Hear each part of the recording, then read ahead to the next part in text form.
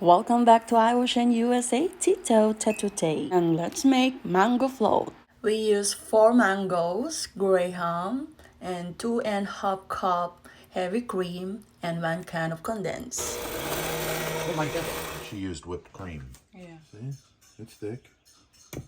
It's just a little runny. Actually, me and my husband, this is our first time how to make mango float. And so easy to make it. Just repeat the process, graham, cream, mango, and then put the crushed graham. Take it all.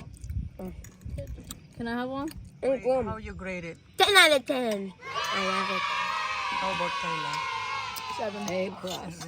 A plus. Oh, your grandma said A plus. 8 or 9. 100 out of 10. How about your father? How you grade it? A plus. A plus. Oh, diba? I love mango. How about you? No, D minus.